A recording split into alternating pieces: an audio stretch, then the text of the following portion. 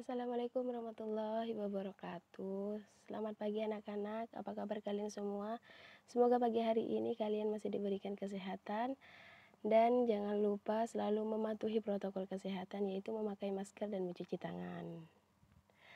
Alhamdulillah Ibu, pada pagi hari ini sehat. Semoga kita semua selalu dalam lindungan Allah Subhanahu wa taala. Amin. Baik, kita baca doa dulu sebelum memasuki pelajaran pada hari ini. Untuk ketua kelas, silakan memimpin doa bersama. Silakan.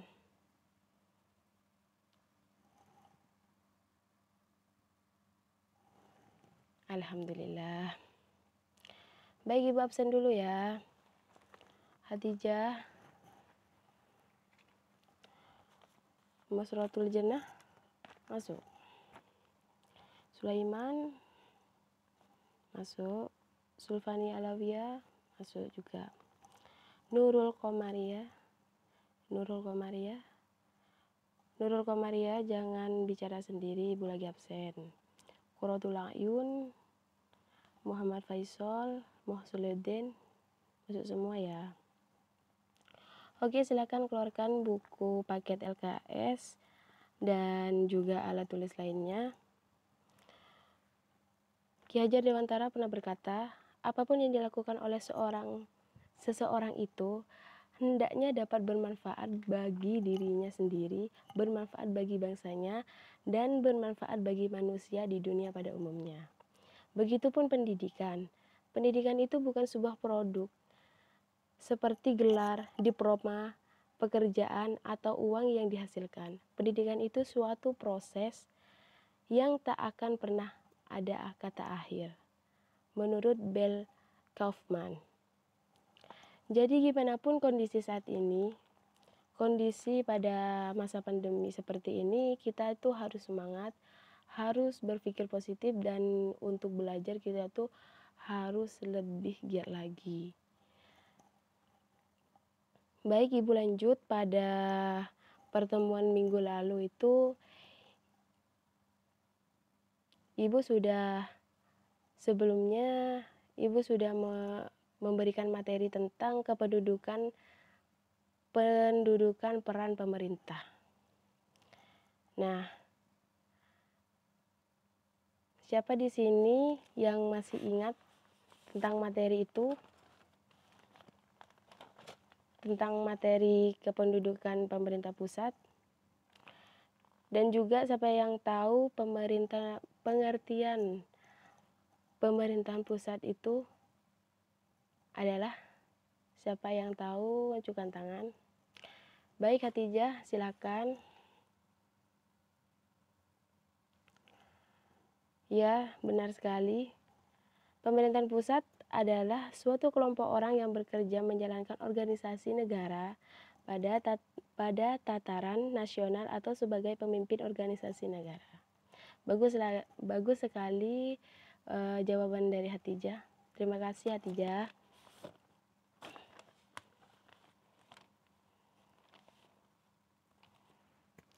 Sebelum memasuki pada materi pembelajaran hari ini, Ibu akan membaca tujuan pembelajaran ya.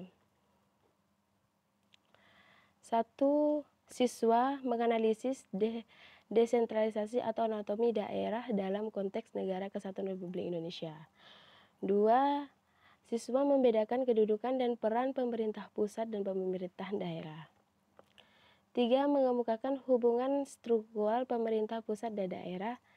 4. Siswa menunjukkan hubungan struktural dan fungsional pemerintah pusat dan daerah.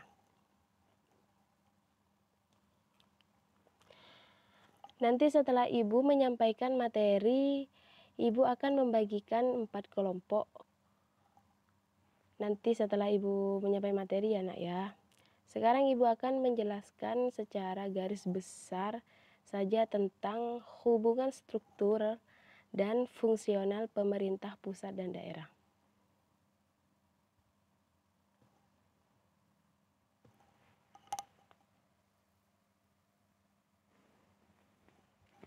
Kedudukan dan peran pemerintah daerah. Pemerintahan daerah adalah Penyelenggaraan urusan pemerintahan oleh pemerintahan daerah dan DPRD menurut asas otonomi dan tugas pembantuan dengan prinsip otonomi seluas-luasnya dalam sistem dan prinsip negara kesatuan Republik Indonesia sebagaimana dimaksud dalam Undang-Undang Dasar Negara Republik Indonesia tahun 1945. Pemerintahan daerah. Undang-Undang Nomor 32 Tahun 2004 menyatakan bahwa pemerintahan daerah menyelenggarakan urusan pemerintahan yang menjadi kewenangan kecuali urusan pemerintahan yang oleh undang-undang ditentukan menjadi urusan pemerintahan pusat. Pemerintahan daerah, provinsi, kabupaten, dan kota memiliki Dewan Perwakilan Rakyat Daerah dan anggota-anggotanya dipilih melalui pemilihan umum.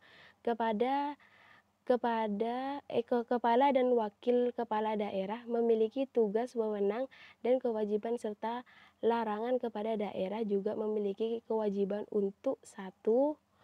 Memberikan laporan penyelenggaraan pemerintah daerah kepada pemerintah. Memberikan laporan keterangan pertanggungjawaban kepada DPRD. 3. Menginformasikan laporan penyelenggaraan pemerintah daerah kepada masyarakat. DPRD merupakan lembaga perwakilan rakyat daerah dan berpenduduk sebagai unsur penyelenggaraan pemerintah daerah. DPRD memiliki fungsi legislasi, anggaran, dan pengawasan. Adapun hak yang dimiliki DPRD adalah hak interpretasi, angket, dan penyataan pendapat dalam penyelenggaraan tugas. DPR memiliki alat kelengkapan terdiri atas pimpinan komisi, panitia permusyawaratan, panitia anggaran, badan kehormatan, dan alat kelengkapan lainnya. Beberapa urusan yang menjadi wewenang pemerintah daerah untuk kabupaten kota meliputi beberapa hal berikut ini. 1. Perencanaan dan pengendalian pembangunan. 2. Perencanaan pemanfaatan dan pengawasan tata ruang. Penyelenggaraan ketertiban umum dan ketentraman masyarakat. Penyediaan sarana dan prasarana umum. Peranan bidang kesehatan, penyelenggaraan pendidikan, pengulangan masalah sosial, pelayanan bidang masalah sosial, pelayanan bidang ketenagaraan, fasilitas, pengembangan korupsi, usaha kecil dan menengah. Pengendalian lingkungan hidup, pelayanan pertahanan. Keuangan daerah. Kepala daerah merupakan pemenang kekuasaan pengelolaan keuangan daerah yang sekaligus mewakili pemerintah daerah karena pemilikan kekayaan daerah yang dipisahkan kepada daerah sebagai pemenang kekuasaan pengelolaan daerah yang memiliki kewenangan sebagai berikut. 1. Menetapkan kebijakan pelaksanaan APBD dan pengolahan barang daerah.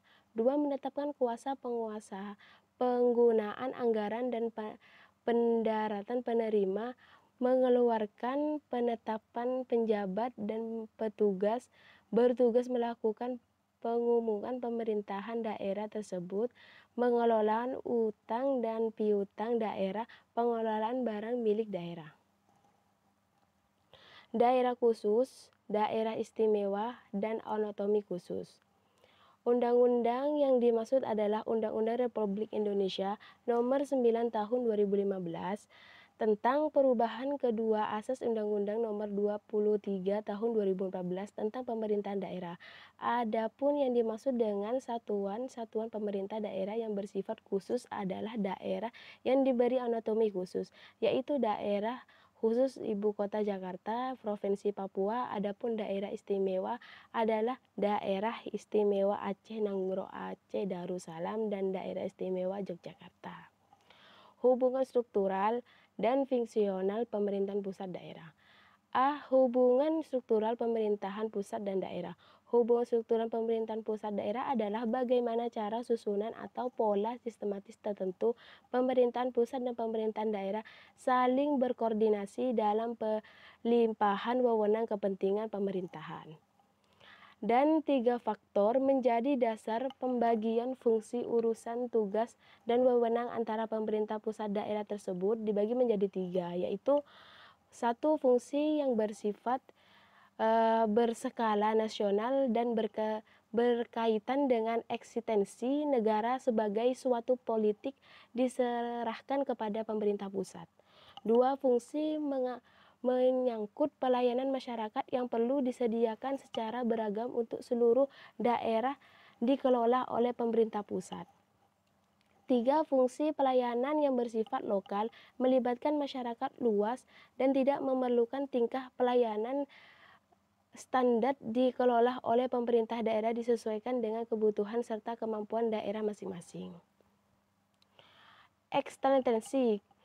Kriteria ekstensi adalah pendekatan dalam pembagian urusan pemerintah dengan pembagian dampak dan ditimbulkan dalam penyelenggaraan urusan pemerintah tersebut.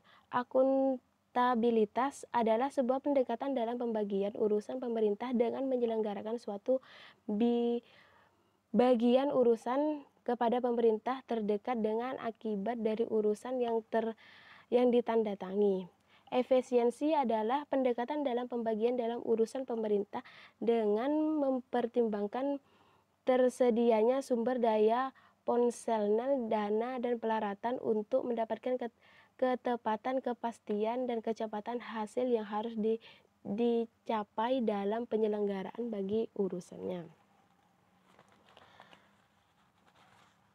Nah, Ibu sudah selesai membahas materi pada hari ini. Secara garis besarnya, sekarang giliran kalian untuk mengamati dari apa yang telah Ibu sampaikan barusan ini. Bisa mengamati dari buku LKS dan ataupun dari slide PPT yang telah Ibu share.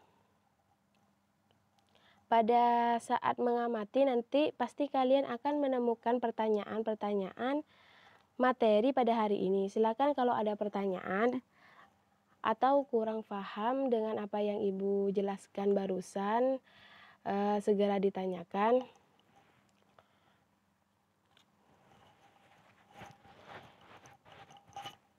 Ibu kasih waktu 5 menit untuk kalian baca ulang. Dan apabila ada pertanyaan silakan ditanyakan. Baik, waktu sudah selesai. Mengamati apakah yang Anda ingin tanyakan pada Ibu, silakan ditanyakan. Dan apabila sudah paham pada materi hari ini, apa benar tidak ada pertanyaan?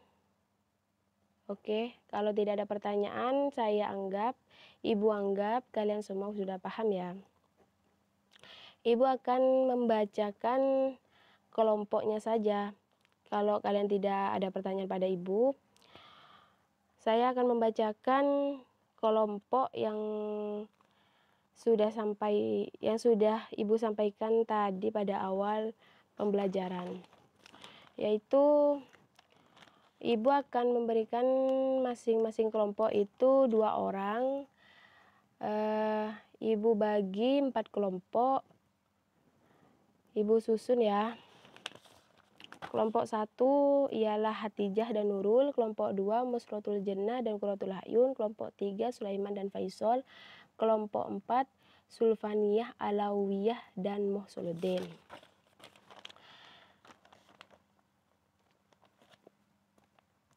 Setelah Ibu sampaikan kelompok masing-masing, sekarang kalian duduk di kelompoknya dan membentuk segi 4. Kelompok 1 di sebelah kanan, kelompok 1 di sebelah kanan, dan kelompok 3 itu di sebelah kiri. Kelompok 4 itu menghadap ke kanan dan kelompok 2 menghadap ke kiri. Nah, saling berhadapan seperti itu. Untuk materi kelompok 1 ialah perangkat daerah, mencari materi tentang perangkat daerah. Kelompok 2 yaitu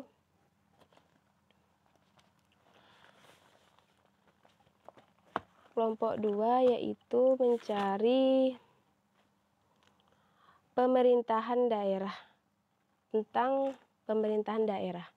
Kelompok 3 keuangan daerah. Kelompok 4 hubungan struktural.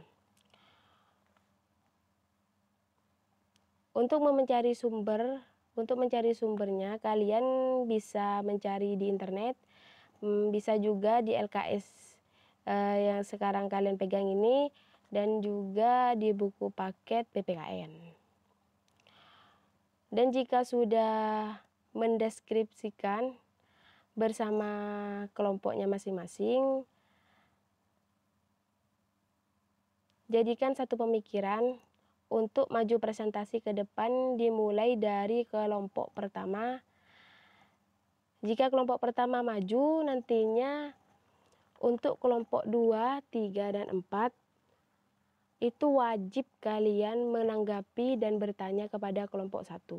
Dan seterusnya seperti itu.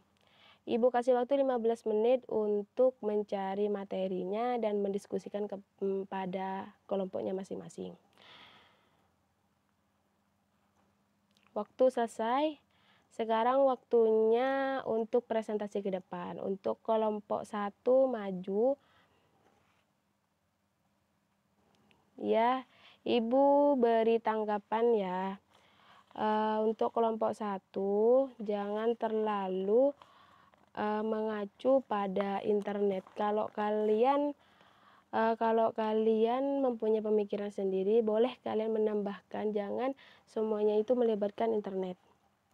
Tapi selebihnya sudah bagus presentasinya kelompok 1, cuman itu aja kurangnya. Untuk pertanyaan juga Ibu batasi hanya 2 penanya saja ya. Untuk kelompok 2 maju. Terima kasih kelompok 2. Kelompok 2 sangat kompak untuk menjawab pertanyaan dari kelompok yang lain. Ya, kelompok 3 silakan maju sekarang. Untuk kelompok 3 juga terima kasih sudah maju, sudah memberikan presentasi yang cukup baik dan memberikan jawaban yang sangat baik walaupun singkat. Sekarang kelompok terakhir yaitu kelompok 4. Silakan kelompok 4 maju. Untuk kelompok 4, Ibu tanggapin sedikit. Di sini semuanya sama seperti kelompok 1, tidak semuanya itu menjuru kepada internet. Kalau kalian punya pemikiran sendiri, kalian bisa menaruh pemikiran kalian di diskusi kalian dan kelompoknya itu. Ya, selebihnya kalian sudah memberikan presentasi yang sangat baik, dan hari ini menurut Ibu adalah pertemuan yang cukup baik dan kalian bisa dimengerti semua pemahaman tentang apa yang Ibu kasih buat kalian. Terima kasih buat semua murid-murid Ibu. Sekarang waktunya udah mulai menunjukkan jam 9 lebih. Baik, semuanya sudah maju. Ibu akan memberikan kesimpulan sedikit untuk materi hari ini, yaitu